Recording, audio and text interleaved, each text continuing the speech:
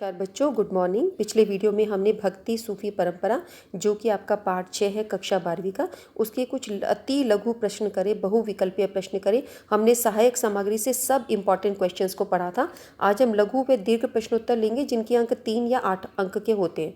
तो आप इस वीडियो को ध्यान से सुनना, जितना आप ध्यान से सुनेंगे आपको चीज़ें याद होंगी। जैसे 3 अंक की हम कुछ प्रश्न लेते हैं। चिश्ती सिलसिला का संक्षिप्त परिचय दीजिए। चिश्ती सिलसिला, इसका शॉर्ट में परिचय देना है। भारत में सूफियों के कई सिलसिले प्रचलन में हैं। इनमें चिश्ती सिलसिला सबसे अधिक प्रचलन में था।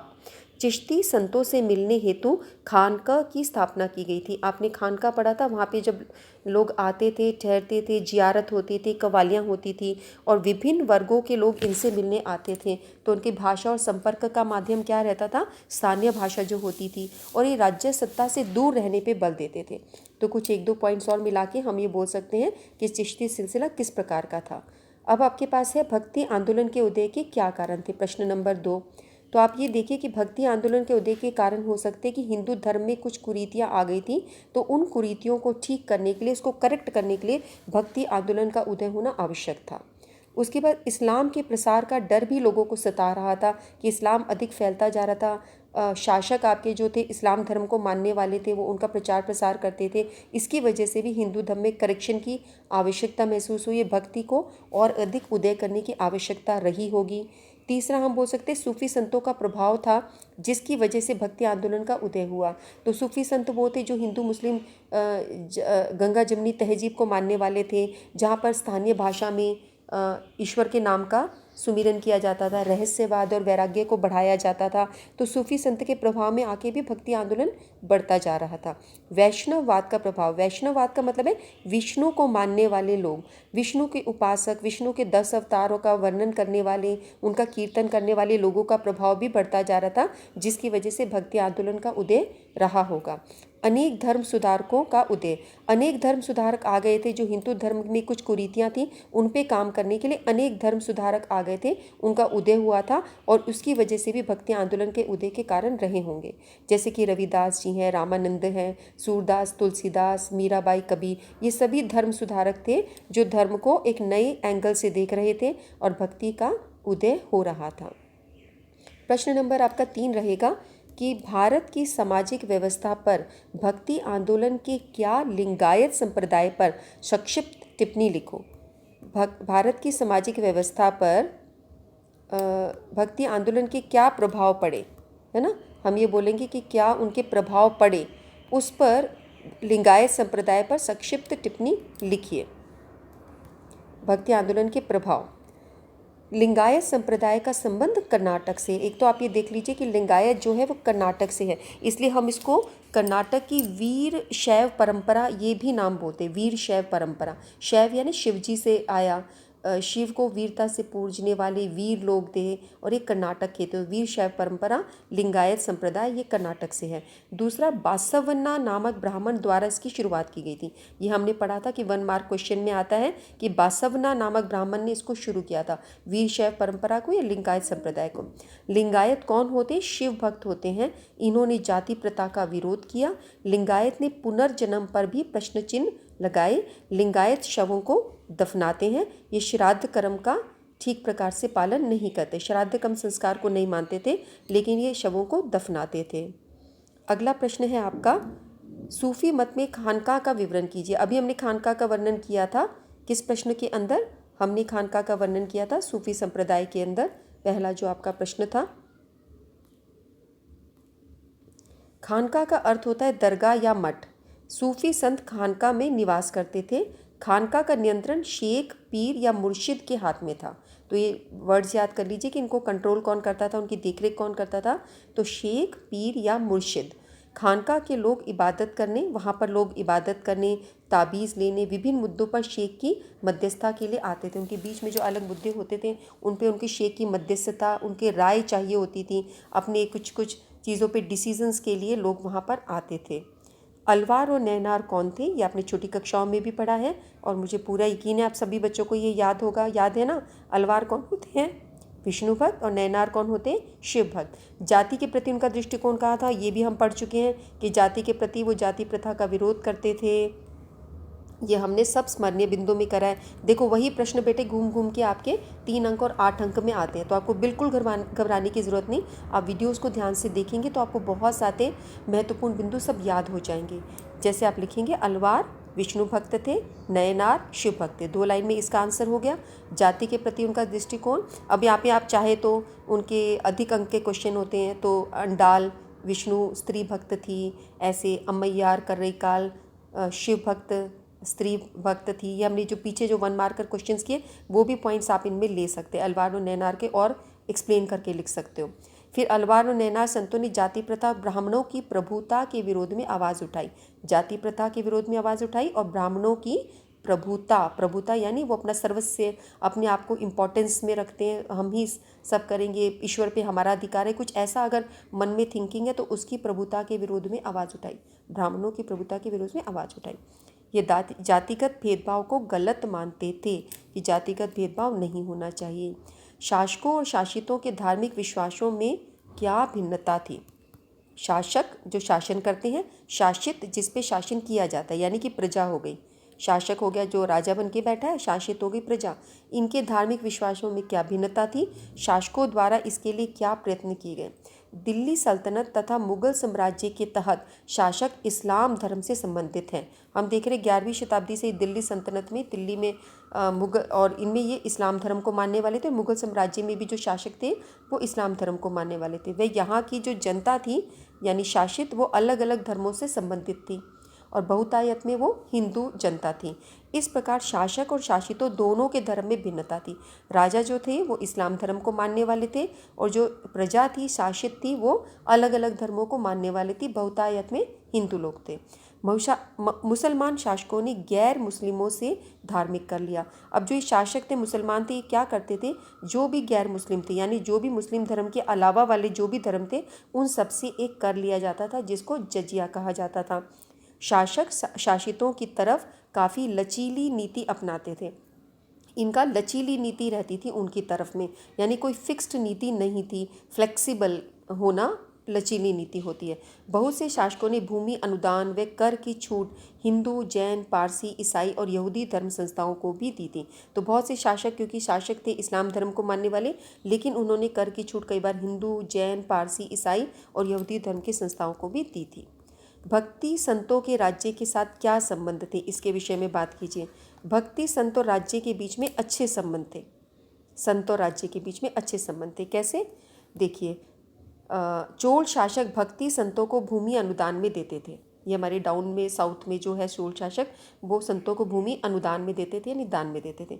विभिन्न चोल शासकों ने भक्ति संतों को संरक्षण दे रखा था और विभिन्न मंदिरों के निर्माण में भी सहायता की थी।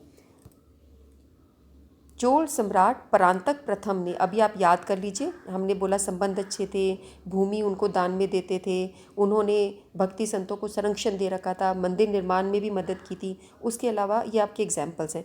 चोल सम्राट परांतक प्रथम ने नयनार संत कवि अप्पार सबंदर सुंदरार की धातु की प्रतिमाएं एक शिव मंदिर में स्थापित कराई।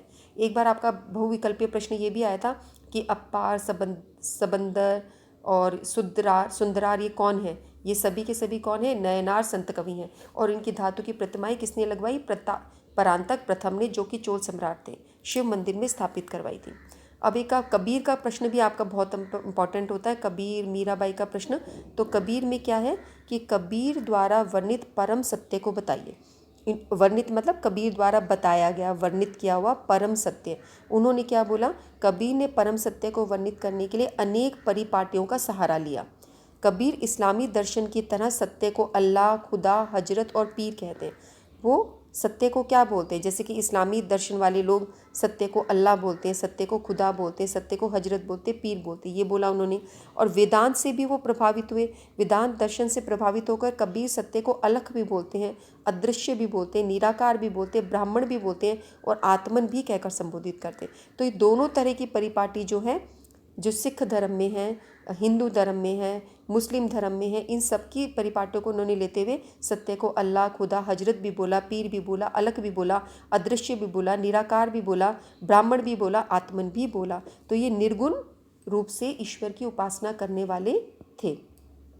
वीरशैव कौन थे? समाज में प्रचलित किन बुराइयों का उन्होंने विरोध किया? अभी हमने पढ़ा था लिंगायत परंपरा वाले कर्नाटक से रहने वाले वीरशैव है, बासवन्ना नामक ब्राह्मण ने शुरू किया था।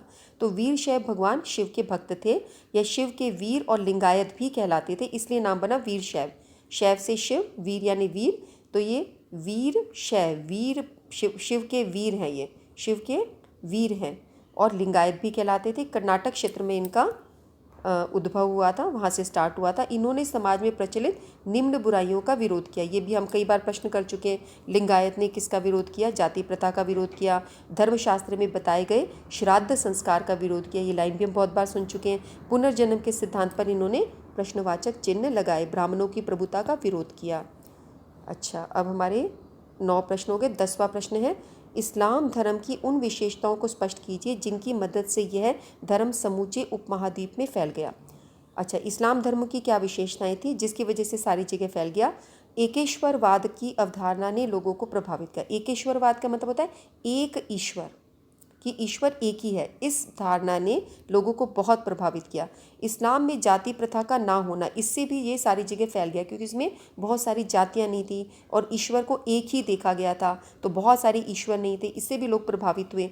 हिंदू धर्म में आई कुरीतियाँ भी एक कारण बनी इस्लाम की तरफ आकर्षित होने के लिए। हिंदू धर्म में बड़ी सारी कुरीतियाँ आ गई थी। जैसे जैसे हिंदू धर्म में जाति की वजह से, जन्म की वजह से कुछ लोगों को कम माना जाने लगा, अस्पृश्य माना जाने लगा, और धर्म के नाम पे कुछ लोग गलत भी ठेकेदार बन गए, तो उसकी वजह से कुछ कुरीतियाँ आ गई थी। तो जब तक ये धर्म संस्थापकों ने आकर हिंदू धर्म की कुरीतियों को ठीक नहीं करा, तब तक इस्लाम की तरफ लोग बहुत आकर्षित हुए। उन्हें अच्छा लगता था एक ईश्वर को देखना और जाति प्रथा का ना होना। मुगल शासकों के द्वारा तलवार के डर से भी लोगों ने इस्लाम स्वीकार किया। ये भी एक बहुत बड़ा कारण था, क्योंकि हमारे जो शासक थे दिल्ली सल्तनत से लेकर मुगल सम्राट तक, वो सभी शासक इस्लाम धर्म को मानने वाले थे। तो उसमें कुछ शासक तो हिंदू जनता के साथ में, अन्य धर्मों के साथ में थोड़े लचीली नीति अपनाते थे, लेकिन कुछ शासक बहुत ही कठोर होते थे, और इसीलिए उनके तलवार के डर से भी, यानी उनके डर से भी लोगों ने इस्लाम धर्म को स्वीकार किया था कि हमें कुछ फ़ायदे मिल जाएंगे, या हमें, अगर हम ये धर्म ना माने तो हमें कुछ नुकसान हो जाएगा। तो ये सब कारण कुछ इस्लाम के प्रसार के कारण शायद रहे होंगे। राज्य के सूफी संतों के साथ कैसे संबंध होते थे? सूफी संतों का अभी हमने प्रश्न पढ़ा कि खानका में रहते थे, चिश्ती संप्रदाय हमने पढ़ा, तो इनके राज्य के साथ कैसे संबंध होते थे? हमने ये तो पढ़ा कि वो राज्य के साथ, राज्य सत्ता से दूर रहने पर वो बल देते थे। तो चिश्ती संप्रदाय संयम और सादगी का जीवन बिताते थे। चिश्ती संप्रदाय के जो लोग थे, यही सूफी संत थे, ये संयम और सादगी का जीवन बिताते थे और सत्ता से दूर रहने पर बल दिया जाता था। यदि सत्ताधारी वर्ग बिना मांगे अनुदान या भेंट देता था तो सूफी संत उसे स्वीकार कर लेते थे।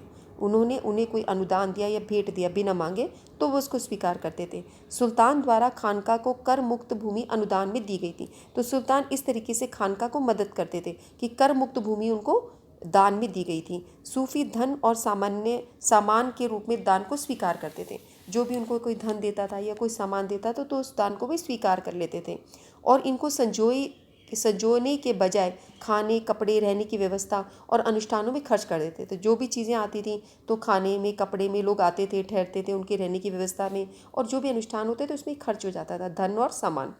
शासक न केवल सूफी संतों से संपर्क रखना चाहते थे बल्कि उनके साथ समर्थन भी रखना चाहते थे। सभी शासक चाहते थे कि उनको सूफी संतों के साथ में संपर्क रहे और उनका समर्थन भी होता रहे, लेकिन उनकी खुद की इच्छा नहीं थी, वो सत्ता से दूर रहना चाहते थे, पर सत्ता वाले लोग उनका संपर्क चाहते थे और उनका समर्थन भी चाहते थे। शासक अपनी कब्र सूफी दरगाह और खानका के नज़दीक बनाना चाहते थे। ठीक है, कभी कभी सुल्तान और सूफियों के बीच तनाव के उदाहरण भी हमने देखे हैं। किसी किसी जगह सुल्तान और सूफियों में तनाव भी आया है।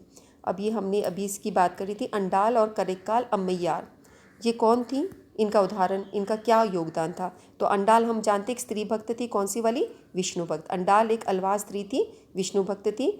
अंडाल स्वयं को विष्णु की प्रेयसी मानकर अपनी प्रेम भावना को छंदों में व्यक्त करती थी। तो विष्णु के साथ वो अपने प्रेम संबंध को मानती थी और अपनी भावना को छंदों में व्यक्त करती थी। और करेकाल अम्मैयार एक नयनार स्त्री थी, यानी कि एक स्त्री शिव भक्त थी।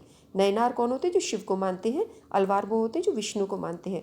करेकाल अम्मैयार ने घोर तपस्या का मार्ग अपनाया। इन दोनों महिला संतों ने विचारों ने लोगों को प्रभावित किया। आज भी अंडाल के भक्ति गीत व्यापक स्तर पर गाए जाते हैं। तो आप इसको याद किस तरह से रखेंगे बच्चों कि अंडाल विष्णु भक्त थी और वो विष्णु की प्रेयसी मान के, जैसे कि हम मीरा को भी देखते हैं कि मीरा कृष्ण को प्रेम करती थी, उनको अपना पति मानती थी, उनके अपने आप को प्रेयसी के रूप में देखा करती थी। तो मीरा भी कृष्ण जो कि विष्णु के ही एक रूप हैं। तो हम देख रहे हैं कि अंडाल भी स्वयं को विष्णु की प्रेयसी मानती है और अपनी प्रेम भावना को छंदों में व्यक्त करती है। हम देखते हैं कि मीरा भी अपनी प्रेम भावना को भजन कीर्तन में छंदों में व्यक्त करा करती थी। और इसी तरह कर्रे काल अम्मैयार को देखते तो शिव भक्त हैं वो, तो शिव के लिए जैसे पार्वती ने भी घोर तपस्या की थी, इन्होंने भी घोर तपस्या का मार्ग अपनाया और दोनों ही महिला से लोग बहुत प्रभावित हुए और अंडाल के आज तक भी गीत गाए जाते हैं। ठीक है, अगला प्रश्न हम करते हैं।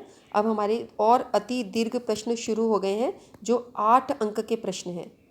ठीक है, आप देखेंगे वही क्वेश्चंस जो है 1 मार्क 3 मार्क 8 मार्क में वही क्वेश्चंस हैं और मुझे पूरी उम्मीद है अब इसमें से अधिकतर चीज़ें आपको आती होंगी। चलो देखते हैं सूफी मत के मुख्य सिद्धांत। अब सूफी मत आ गया। सूफी मत में आप क्या लिखेंगे? इस्लाम में प्रचलित अंधविश्वासों तथा रीति रिवाजों का सूफी संतों ने खंडन किया। तो हमने अपनी पाठ्य पुस्तक में पढ़ा है कि सूफी संत जो लोग थे वो बेशरिया थे। बेशरिया यानी जो कुरान में लिखी व्याख्याओं का अवहेलना करते थे। वो कहते थे मोहम्मद पैगंबर साहब ही कामिल हैं, उनकी बात को मानना चाहिए, पर कुरान की जो व्याख्या की गई है उसको वो नहीं मानते थे। तो वो रहस्यवाद और वैराग्य का जीवन जीते थे। तो एक प्रकार से उन्होंने जो भी इस्लाम में अंधविश्वास थे, रीति रिवाज थे, उनके विरुद्ध इन्होंने आवाज़ उठाई, उनका खंडन किया। इनका विश्वास था कि ईश्वर अल्लाह एक है और अपने अनुयायियों को साधारण और पवित्र जीवन के लिए ये कहते थे कि साधारण और पवित्र जीवन हमें बिताना चाहिए। तो सूफी मंत्र के सिद्धांत क्या होते थे? एक, सूफ़ी और कुरान से जुड़ा इनका अपना साहित्य था। ये कुरान से अपना साहित्य करते थे, कुरान की जो व्याख्याएं थी उनको वो नहीं मानते थे, इनका खुद का साहित्य था। सूफ़ी संत खानका में निवास करते थे, अभी हमने पीछे के क्वेश्चंस में भी देखा। सूफ़ी संत ने जनमानस को स्थानीय भाषा में प्रचार किया।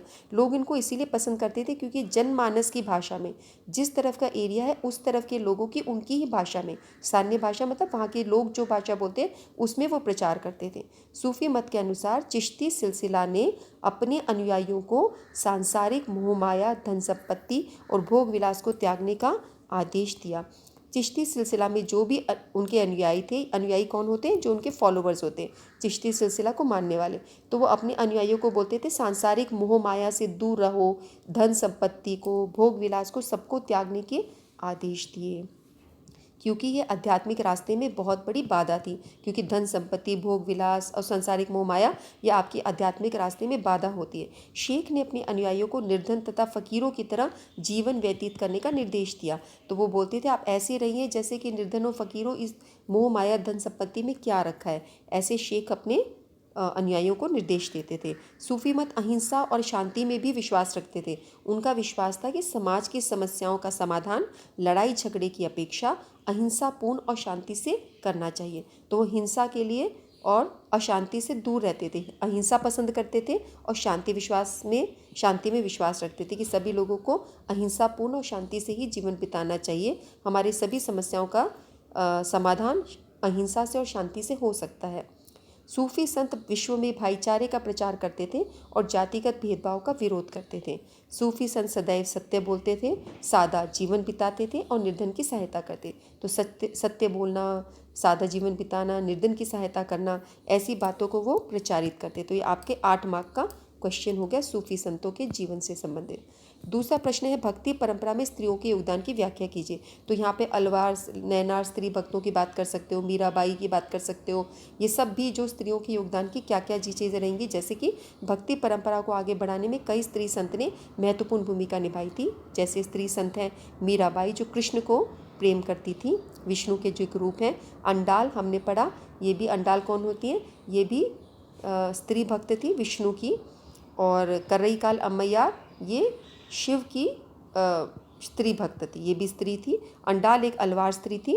अंडाल स्वयं को विष्णु की प्रेयसी मानकर अपने प्रेम भावना को छंदों में व्यक्त करती थी। अभी 3 मार्क क्वेश्चन में हमने सेम चीज़ करी। करईकाल अम्मैयार एक नयनार स्त्री थी, यानी कि नयनार कौन होते? स्त्री शिव भक्त होते हैं। करईकाल अम्मैयार ने घोर तपस्या का मार्ग अपनाया, पार्वती के जैसे। इन दोनों महिला संतों के विचारों ने जनमानस को प्रभावित किया।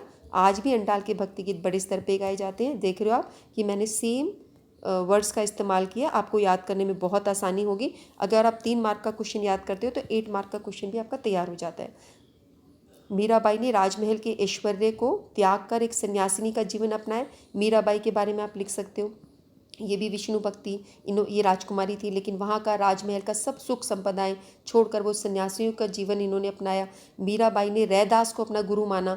इससे ये पता चलता है इन्होंने जाति प्रथा के भेदभाव को अस्वीकार किया। रैदास जो थे वो नीची जाति के थे। मीराबाई एक क्षत्रानी थी, क्षत्रिय धर्म की थी, क्षत्रिय जन्म उसमें पैदा हुई थी, क्षत्रिय जाति में, लेकिन फिर भी उन्होंने उनको अपना गुरु माना नीची जाति के। तो यानी कि वो जाति प्रथा में यकीन नहीं करती थी और भक्ति आंदोलन में आने वाले सभी लोग जो थे वो जाति प्रथाओं का विरोध करते थे। मीराबाई द्वारा रचित पद आज भी प्रेरणा के स्रोत हैं। आपने अपनी किताबों में मीराबाई के अनेक चीज़ें पढ़ी हैं। जो भी उन्होंने लिखा है वो हम मीराबाई की चीज़ें हम अपनी किताबों में पढ़ते आ रहे हैं। अब हमारा तीसरा प्रश्न है कबीर, गुरु नानक और मीराबाई। इसको याद कर लीजिए, इसमें से कुछ ना कुछ ज़रूर आपका इस साल पेपर में आने का चांस है। कबीर, गुरु नानक और मीराबाई 21वीं शताब्दी में आज भी प्रासंगिक है। तीनों इंपॉर्टेंट है बोर्ड के पॉइंट ऑफ व्यू से। कैसे? कबीर, गुरु नानक और मीराबाई 21वीं शताब्दी में प्रासंगिक है। कैसे? क्योंकि आज भी इन महान संतों के विचारों से समाज प्रभावित हो रहा है। इस शताब्दी में भी लोग इनके विषय में, इनको जानना, इनको समझना हमें ज़रूरी है, क्योंकि आज भी हम इनके विचारों से प्रभावित होते हैं। आज का समाज प्रभावित होता है। एक पॉइंट हुआ। इन संतों ने धार्मिक रूढ़िवादियों पर कठोर प्रहार किया और जाति प्रथा, भेदभावपूर्ण समाज की आलोचना करी। तो आज भी हमें देखना है कि धर्म की जो भी रूढ़िवादिताएं हैं उन पे हमें उनको नहीं मानना चाहिए, जाति प्रथा का विरोध करना चाहिए कहीं पर यदि है, और भेदभावपूर्ण समाज की आलोचना इन्होंने की थी, तो इसकी आवश्यकता हमें आज भी है। इन्होंने मनुष्य को इंसानियत की सीख दी, इसकी ज़रूरत भी हमें आज है। 21वीं शताब्दी में ज़रूरत है ना बच्चों, मनुष्य को इंसानियत की सीख दी। संत कबीर ने हिंदू मुस्लिम धार्मिक रूढ़िवादी परंपराओं का विरोध किया। तो आज भी हम देखते हैं कि हमारे धर्मों में समय के साथ साथ हिंदू धर्म में भी, मुस्लिम धर्म में कुछ रूढ़िवादिताएँ आ जाती हैं। तो हमें देखना चाहिए हमारे अंदर, हमारे अपने अपने धर्मों में जो भी रूढ़िवादिता आ जाती है, परंपराएं ऐसी आती हैं, हमें उसका विरोध करके समय समय पर अपने धर्म को और करेक्शन की तरफ लेके जाना चाहिए। इन्होंने एकेश्वरवाद को समर्थन किया। तो इसकी भी हमें आज आवश्यकता पड़ती है कि एक ईश्वर सबको कनेक्ट कर देते हैं।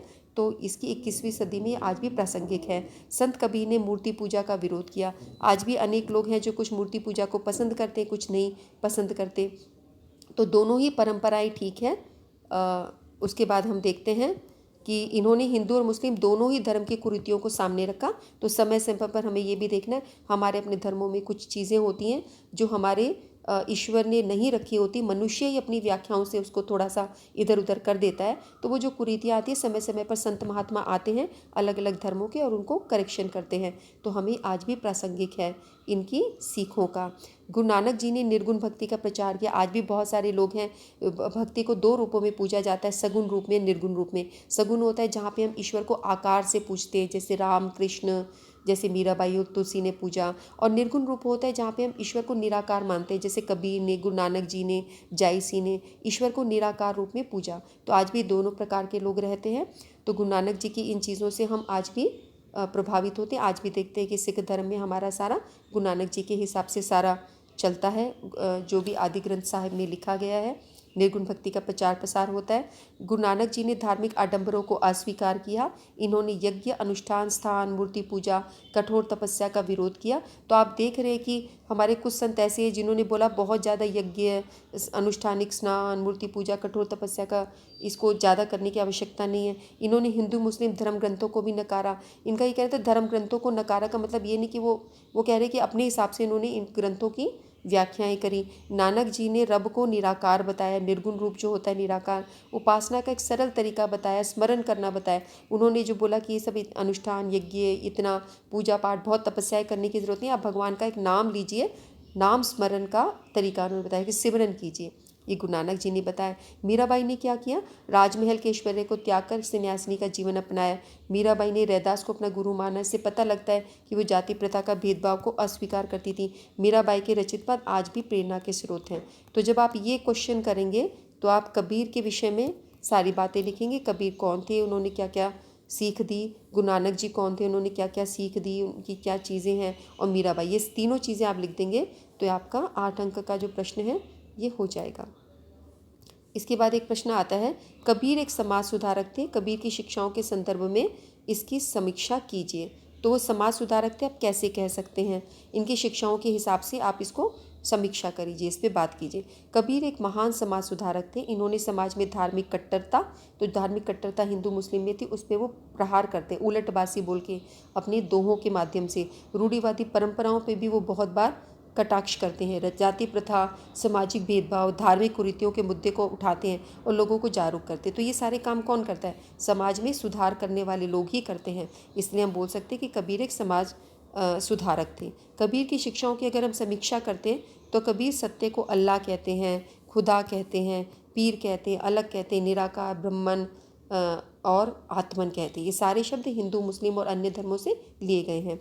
कबीर ने एकेश्वरवाद का समर्थन किया, मूर्ति पूजा का विरोध किया, बहुदेववाद का विरोध किया, हिंदू मुस्लिम एकता पर बल दिया, हिंदू और मुस्लिम दोनों की धार्मिक कुरीतियों पर आघात किया और रूढ़िवादी परंपराओं का विरोध किया। तो हम कहते हैं कि इस तरीके से इन्होंने समाज में सुधार करने के काम करे इनकी शिक्षाओं ने, तो हम कह सकते हैं कि वो एक समाज सुधारक थे।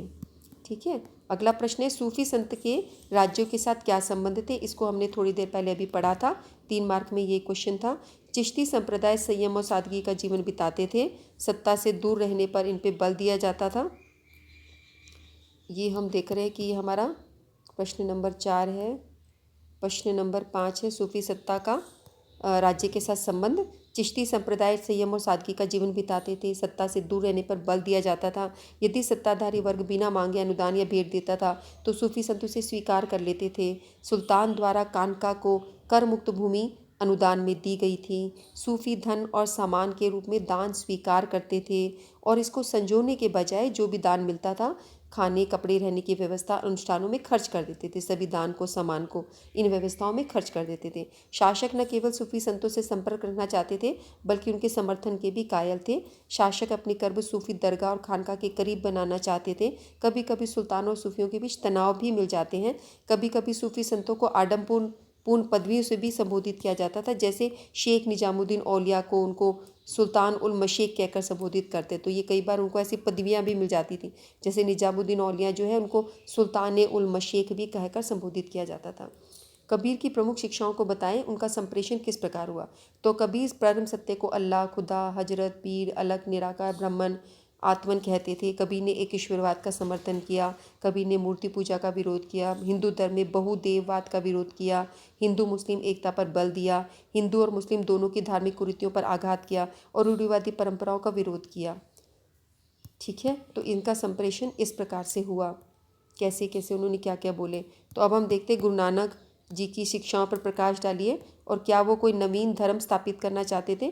तो गुरु नानक जी की क्या वे कोई नवीन धर्म स्थापित करना चाहते थे? गुरु नानक जी की शिक्षाएं हैं, गुरु नानक जी का संदेश उनके भजनों में और उपदेशों में निहित है। उनके भजन और उपदेश को हम पढ़ते हैं तो उनके संदेश मिलते हैं। इन्होंने निर्गुण भक्ति का प्रचार किया। गुरु नानक जी ने धर्म के बाहरी आडंबर को अस्वीकार किया। इन्होंने यज्ञ, अनुष्ठान, स्थान, मूर्ति पूजा, कठोर तप का विरोध किया।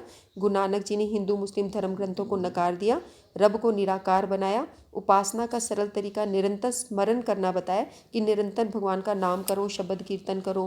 गुरु नानक जी को नवीन धर्म स्थापित करना नहीं चाहते थे। हम कहेंगे कि कोई धर्म नहीं, पर धर्म की स्थापना हो गई, वो धर्म नहीं कोई अपनी तरफ से शुरू करना नहीं चाहते थे। लिंगायत के विषय में क्वेश्चन है, जाति प्रथा के संदर्भ में सामाजिक और आर्थिक क्षेत्र में उनका योगदान दीजिए। तो किसके संदर्भ में? जाति प्रथा के संदर्भ में। तो पहले आप लिंगायत बता लीजिए कि लिंगायत कौन थे। 12वीं शताब्दी में कर्नाटक में एक नवीन आंदोलन का उद्भव हुआ, यानी स्टार्टिंग हुई, नवीन आंदोलन का उदय हुआ। इसका आंदोलन का नेतृत्व बासवन्ना नामक ब्राह्मण ने किया। इसके अनुयायी वीर शैव या लिंगायत कहलाए। वीर शैव कौन होते? शिव के वीर। लिंगायत यानी लिंग धारण करने वाली। तो दोनों नाम वीर शैव और लिंगायत इन्हीं के लिए किया गया है। जाति प्रथा के संदर्भ में इन्होंने सामाजिक और आर्थिक क्षेत्र में उनके बड़े योगदान किए। कैसे? जैसे लिंगायतों ने जाति प्रथा का विरोध किया, अब तक आपको अच्छे से याद हो गया होगा। लिंगायतों ने जाति की अवधारणा और कुछ समुदायों के दूषित होने की बात करी और उसके विरोध किया। उन्होंने कुछ समुदाय का दूषित क्यों है इसका विरोध किया। ब्राह्मणीय अवधारणा का खुलकर विरोध किया। जाति की अवधारणा और कुछ समुदाय के दूषित होने की भावना का विरोध किया। आप ऐसे यहाँ पे लिख दीजिए, समुदाय के दूषित होने की चीज़ का, इसकी अवधारणा का विरोध किया। यहाँ पर आप लिख देंगे विरोध किया। उसके बाद लिंगायत ने पुनर्जन्म का, इसके सिद्धांत पर भी प्रश्न उठाए उन्होंने। इनका मानना था कि मृत्यु के बाद जो भक्त हैं वो शिव में लीन हो जाएंगे और संसार में दोबारा कभी नहीं लौटेंगे। ये इनके बारे में खास बात है। वो सोचते थे हम सभी जाके शिव में लीन हो जाएंगे, फिर हमारा दोबारा कोई जन्म नहीं होगा। इन्होंने धर्मशास्त्रों में दिए आचारों को अस्वीकार किया, जैसे वयस्क विवाह और विधवा पुनर्विवाह को लिंगायतों ने मान्यता प्रदान करी। तो एक प्रकार से समाज सुधार का इन्होंने भी काम किया। कैसे? वयस्क विवाह को बोला, बाल विवाह का इन्होंने विरोध किया कि वयस्क विवाह होना चाहिए। वयस्क यानी बड़े होने के बाद, 18 से ऊपर हम वयस्क मानते हैं। और विधवा को विवाह करने की इजाज़त नहीं थी पुराने समय में, तो उन्होंने बोला विधवा का पुनर्विवाह होना चाहिए। तो लिंगायतों ने एक प्रकार से समाज सुधार में और जातियों में इस तरह से इन्होंने ये अपना योगदान दिया। फिर हमारा प्रश्न आता है, संत कवित्री मीराबाई की जीवन की रचना मूल रूप से किस आधार पर की गई है? उन्होंने समाज में मान्यताओं का उल्लंघन किस प्रकार किया? तो मीराबाई की जीवन लिखेंगे और उन्होंने मान्यताओं का उल्लंघन किस प्रकार किएंगे, ये 2 पार्ट्स इसके हैं। तो पहले आप उनकी जीवनी के विषय में, जीवनी की रचना मूल रूप से किस आधार पर की गई है, तो जीवनी की रचना कैसे की गई है? संत कवित्री मीराबाई की जीवनी उनके द्वारा लिखे गए भजन के आधार पर संकलित की गई। जो उन्होंने भजन लिखे उसके आधार पर उनकी जीवनी की रचना की है, जो शताब्दियों तक मौखिक रूप से संप्रेषित होते रहे। उनके जो भजन थे वो बहुत समय तक मौखिक रूप में ही चलते रहे, बाद में इनको लिखित किया गया। मीराबाई द्वारा समाज की प्रचलित मान्यताओं का उल्लंघन किया गया। इन्होंने क्या क्या समाज की मान्यताओं का उल्लंघन किया, हम देखते हैं। मीराबाई मारवाड़ के मेड़ता जिले की राजपूत राजकुमारी थी। तो आप देखते हो मारवाड़ के मेड़ता जिले की राजपूत राजकुमारी थी। इनका विवाह इनकी मर्जी के खिलाफ हुआ था। इनका विवाह मेवाड़ के सिसोदिया कुल में किया गया। इन्होंने अपने पति की आज्ञा की अवहेलना की और पत्नी और माँ के दायित्व को निभाने से इनकार किया। तो आप ये देखते हो कि वहाँ पर वो कृष्ण प्रेम में रहा करती थी, तो पति, वो कृष्ण को ही अपना पति मानती थी। तो पति की आज्ञा की अवहेलना करने का मतलब है उनके पति ये नहीं चाहते थे कि वो भजन कीर्तन करें सारा दिन। वो चाहते थे जैसे राजकुमारियों के लिए कुछ नियम कानून होते उस प्रकार से रहें, तो वो उन बातों को नहीं मानती थी। इस प्रकार से वो पति की अवहेलना इस संदर्भ में कहा जा रहा है। तो इन दायित्वों को उन्होंने निभाने से इनकार कर दिया। मीराबाई विष्णु के अवतार श्री कृष्ण को एकमात्र पति स्वीकार कर चुकी थी। मीराबाई को उनके ससुराल वालों ने जहर देने का प्रयत्न किया, लेकिन यह बचकर भाग गई और राजभवन से निकलकर मीराबाई एक घुमक्कड़ गायिका बन गई। तो इसके बारे में कहा जाता है जब उनके ससुराल वालों ने उनको जहर देने की कोशिश करी तो जहर का उन पर कोई असर नहीं हुआ। उसके बाद उन्होंने राजमहल को छोड़ दिया।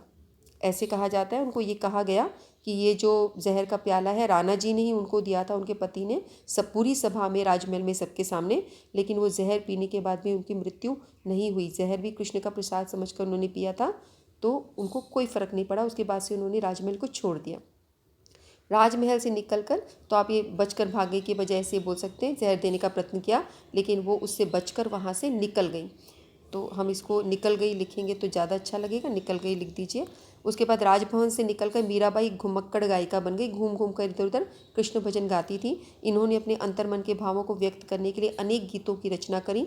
मीराबाई के गुरु रैदास थे, जो कि एक चर्मकार थे, यानी पेशे से चमड़े का काम करने वाले थे। इससे ये भी पता चलता है कि मीराबाई ने जातिवादी परंपराओं को नहीं माना, तो उन्होंने उनको अपना गुरु बनाया जो नीची जाति के थे। और मीराबाई खुद एक ऊंची जाति की क्षत्राणी थी, तो वो जाति प्रथा को नहीं मानती थी। उन्होंने जातिवादी परंपराओं को भी नहीं माना। मीराबाई ने राजमहल के सुख को त्याग कर विधवा के सफ़ेद वस्त्र धारण करके सन्यासी का जीवन व्यतीत किया। तो ये हमने मीराबाई के विषय में पढ़ा।